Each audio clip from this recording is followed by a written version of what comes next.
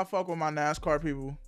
Because no matter when I post, y'all be killing the views every single time. Just out the window, skyrocketing them. And I appreciate y'all for that every single time. So I have to be back, you know, gotta post weekly at least, or I'm trying to post some weekly NASCAR until the season start. So we watching the Iceberg again. This is the second time I'm watching the Iceberg. Watching how and why Denny Hamlin is the 2021 Daytona 500 favorite. Now, I wouldn't even say I know everything about NASCAR already. I'm still kind of learning. So I'm gonna see what he thinks, and I'll try to give my opinion if I have any. So let's get into the video. From a sideways glance, the statement that I have asserted with the title of this video seems like a no-brainer. Denny Hamlin has won the last 2 Daytona 500s and is also about as good at the Talladega Superspeedway. With 5 Superspeedway wins in his career, all coming from 2014 onward, he clearly is the best drafter in NASCAR right now. This is an impressive feat, seeing the draft. Also, I would like to say, I did not know he won the last 2 Daytona 500s. Did not know that. Drafters he's been up against since 2014. And in this time, in the 28 Superspeedway Cup races from 2014 to now, he has scored all 5 of his wins at the 2 tracks, 13 top 5s and 16 top 10s. But it wasn't just this span of time that offered a glimpse of just how good he was at drafting. Last lap in the Budweiser shootout. A 20 car is just beaten up, man, on the bumper of that 11 car, Denny Hamlin, but that's why. That's what you can do. Look what a difference it made, Wally. 2 Carlingtons drove him by the 48. He's gone. Only 4 times has a first-time starter in this race gone to victory lane. The last time, Dale Jarrett in 1996. And here comes Junior on the outside on the last lap. Big run on the outside. Does he have enough? Off the final turn in the Budweiser shootout. The season starts with fireworks. Denny Hamlin, the rookie, wins the Budweiser shootout. But what are some reasons for Hamlin doing so well later on in his career compared to, for the most part, earlier in his career? To start with, you have to look at those who he raced against. In the late 2000s to the mid-2010s, restrictor plate races were dominated by drivers like Tony Stewart, Matt Kenseth, and Dale Earnhardt Jr. Around the mid-2010s, these drivers began to either fall off, or retire, or get injured. The true turning point, in my opinion, comes in 2017 in one of the Daytona duel races. Dale Jr. at this point had really reasserted himself as the best and most fearsome drafter in the mid-2010s. And in the 2 years prior to 2017, Dale Jr. had claimed ownership of the Daytona duels that he was in. After 2016, the 88 being the odds-on favorite was in question though. Earnhardt was injured the season before and Hamlin had won the 2016 Daytona 500. And trust me, we'll be getting to that race soon enough. So in the 2017 duels, we actually had a duel for the win. This, in my opinion, is where the drafting fulcrum point lies. Can't block it. I tell you, that 3 car is going to be, he's right there. All right, here it is. There oh, it is. wow. Broke free of the wow. What? The run. Wasted no time. News for Junior. He's down there all by himself. Yeah, believe it or not, I, as a Dale Earnhardt Jr. fan, knew right after this race that with Junior being schooled by Hamlin, it was going to be a long 2017 for Junior Nation, and it truly was the beginning of the end. But for Hamlin, this showed just the beginning, and it showed that the 2016 Daytona 500 wasn't a fluke. Speaking of that race, let's look at how Hamlin won it. Tell me, coming to the white flag, where is Denny Hamlin at? 4th. He is in the 4th position. Seeing that the top line is gonna have a huge surge, he jumps to the top side. Abandoning his 3 teammates and affiliates, he ends up charging to the front. In 3 and 4, his teammate Kenseth tries to block, but Hamlin, anticipating this, takes the run that Kenseth's draft gave him and basically drag races Martin Truex Jr. Yo, to the he finish. did his thing And right this still there. was only just good enough to squeak out a victory by 1/100th of a second at the end. Yeah, we're getting ready to find out right here. They get to this white flag. You watch. If they're going to make a move, it's going to happen just after this white flag. I think That it'll shit have was off turn crazy. four. Here goes Hamlin up high. Here comes the 20 of Matt Kenseth.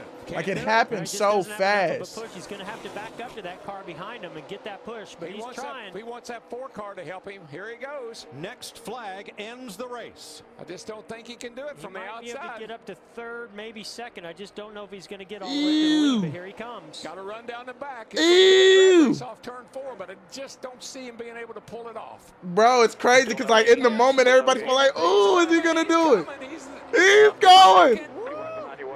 And then you think it's gonna happen, and then he just, and then it's just, he's gone. You're 3 wide. Truex to the bottom. Bro, Kansas saves it. Here they he come read him back. like a book. This is the finish of the Daytona 500. Side by side, bouncing off each other. Unbelievable. I think it was Denny I Hamlin. have it as Hamlin. This is all due to Denny Hamlin That was a good-ass maturing race. as a driver. And this materializes in tandem with the immense increase in driver patience from Hamlin. He didn't jump out until the moment he absolutely needed to, and in the end, it got him his first Harley J. Earl trophy. This is in stark contrast to his 2019 Daytona 500 victory. The 2019 500 used a different kind of aero package for Daytona and Talladega that they did in 2016. The racing was different from how it was in 16, as well as with winning strategies. The strategy was much different as well. For this one, Hamlin just needed to stay out front and survive. 1 lap to go. 2 Connecticut Yankees chasing Hamlin and Busch. Wow, what a move by Logano. He got Right, I saw that. Hold on, And can we Priest just, is can we go back? Cause I saw that move too. That shit was like, holy. Let me just go back. 1 lap to go. 2 Connecticut Yankees chasing Hamlin and Busch. I was What a like, move damn, by Logano. okay. He got Wow, that under was Kyle amazing. Busch. And All right. Priest is coming to help. All right, and that's what he's going to need. He's got to back up to Priest. He's not going to be able to do it on his own. He's got to get that push from Priest. Bro, He's gonna have Logano to get coming on the for him. brakes here, but he's got Kyle Busch in the outside lane. Logano and Priest grew up together at the quarter midget tracks in Connecticut. And Logano looks low. Top lane Kyle gets Busch got to spilled. the It's outside of Kyle. Logano. Kyle Busch in the top lane. Logano on the bottom. McDowell, the second yellow car. Hamlin's Where still in will front, he though. go? So interesting that McDowell decided to go with Kyle Busch, but here comes Eric Jones on the inside. Denny Hamlin. Hamlin off turn number 4. No, side-by-side battle to the finish this time. Denny It's funny because I'm not Hamlin even watching wins Hamlin right now because I know he's just gonna be in the front. So I was watching everybody else behind him. In Toyota. In the 11 car. Heading into 2020, Hamlin is now seen more or less as the superspeedway favorite. This brings us to his third Daytona 500 victory. With the current aero package, giant runs would be created in the draft, causing tons and tons of passing throughout the field and throughout the race. For a good historical reference, you can look back at the early 2000s pack racing and packages, the same ones that drivers like Dale Jr., Jeff Gordon, and Tony Stewart excelled at, as ones that are like this. Surviving is paramount with this package, which is helped by leading and staying out in the front pack. So this is what Hamlin did.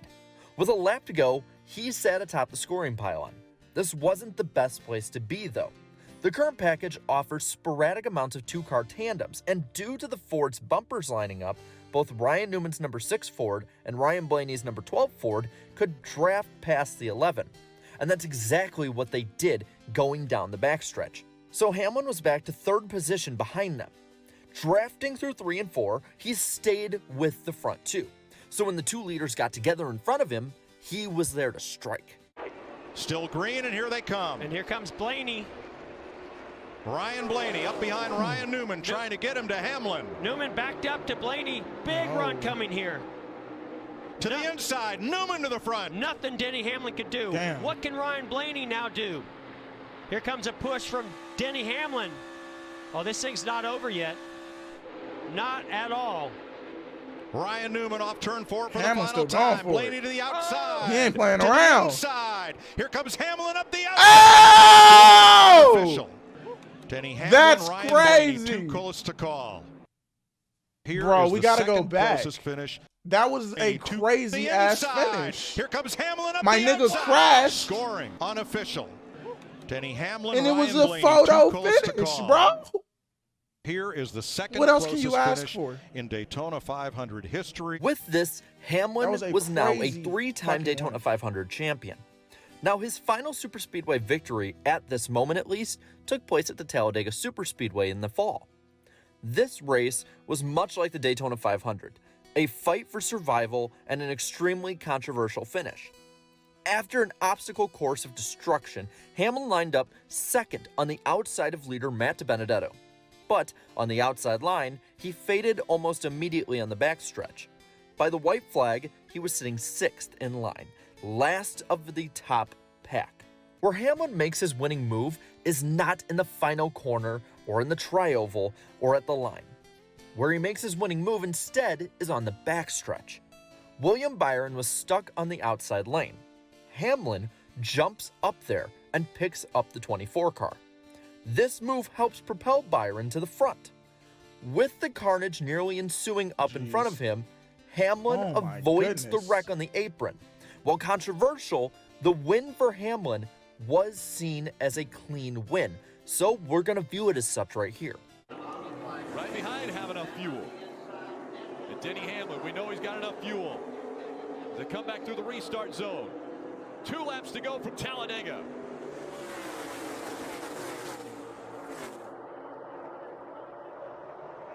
Get even down here to turn 1. DiBenedetto gets out ahead here, but both lines are organized. So Pusher close. pushing. DiBenedetto out front now. 3 car lengths. Pusher continues to push down the back straightaway, locked up in tandem. They're getting away. Can they stay in tandem? They almost have to now. They've gotten so far out in front, if they don't stay hooked up, the other guys will run them down. William Byron trying to find some help. Jeez. Is there enough fuel? They're In stuck either like one of glue. these 2 cars out front.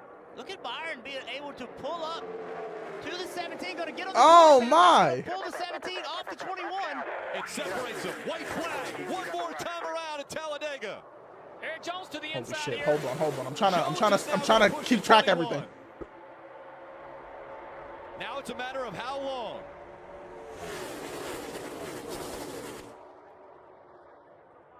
The Wood brothers and Matt DiBenedetto out front at Talladega. No organization right now. Look at this outside line. Oh, we got a car in the wall in the back straightaway. Cody Ware. So this is where it happens, Comes the right here. 17 and the 24. They're going to try to block. Eric in gets the up wall. into the wall. Now And the he car just is squeezes rolling. right He through. slides. They make more contact. 3 wide as they come out of 4. Hamlin to the inside. Side draft coming from the 24 car. Denny Hamlin. William Byron. Bro, it's so close. Coming up to the stripe. And as they go across the stripe, Bro, I don't even know. I need to see. I need to see it myself. I think with the same I wish they package would've used showed in it, the bro. 2021 Daytona 500 that was used in the 2020 Superspeedway races, it is logical to suspect that Denny Hamlin is going to be the sole man to beat in the 63rd running of the Great American Race. But that's just my opinion. Granted, based on some facts and some examples, Some good but ass facts. still an opinion. So now, I want to hear what you think. Is Denny Hamlin the favorite for the 2021 Daytona 500, or is another driver? And if so, who do you think that is? Let me know down in the comments below. And while you're at it, leave a like on this video, Y'all hear share him? this video, and subscribe to my channel I'm sharing. for more great NASCAR content. And until next time, All have a right. good one. In my opinion, I agree with the Iceberg, right? Everything he said was just facts. Like, and he gave proof, right?